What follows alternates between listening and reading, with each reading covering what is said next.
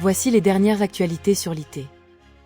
Tout d'abord, Western Digital et Kioxia ont repris leurs négociations en vue d'une fusion, après une interruption due à des objections de concurrence. L'objectif est de créer un groupe dominant près de 30% du marché. France Télévisions, diffuseur officiel des Jeux Olympiques de Paris 2024 et du Relais de la Flamme, a migré l'ensemble de ses opérations vers Google Cloud Platform. Ils utilisent les solutions de gestion vidéo cloud-basées de TVU Networks et le réseau privé 5G logiciel d'Obvio pour la diffusion en direct et la transmission des vidéos du Relais de la Flamme à travers la France. Cette configuration permet de réduire les coûts et les émissions de carbone en supprimant les camions de diffusion traditionnels et coûteux ainsi que l'infrastructure sur site. La solution comprend également l'accès aux constellations Starlink pour une transmission en temps réel dans les zones reculées. France Télévisions prévoit de continuer à utiliser cette infrastructure cloud-based pour d'autres événements, tels que les compétitions de surf aux Jeux Olympiques à Teahupo'o, Tahiti.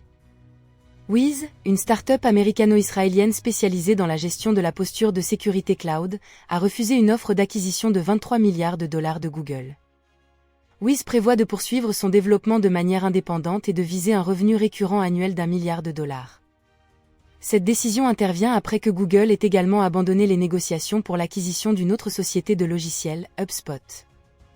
Wiz est actuellement valorisé à 12 milliards de dollars et a reçu des offres d'environ 2 fois ce montant.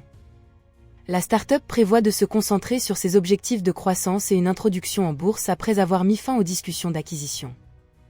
Enfin, IBM a intégré le modèle linguistique Mistral Large de la start-up française Mistral AI à sa plateforme Watsonx.ai pour les développeurs d'applications et de services AI.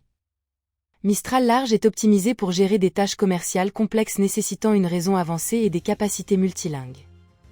Il offre des fonctionnalités telles qu'un RAG spécialisé pour les interactions plus longues en chat et les documents plus volumineux, la possibilité d'appeler des outils externes tels que des fonctions ou des API définies par l'utilisateur, la génération et le commentaire de code dans divers langages de programmation, et la traduction de texte entre plusieurs langues. Merci de m'avoir écouté et on se retrouve très rapidement pour les prochaines actus.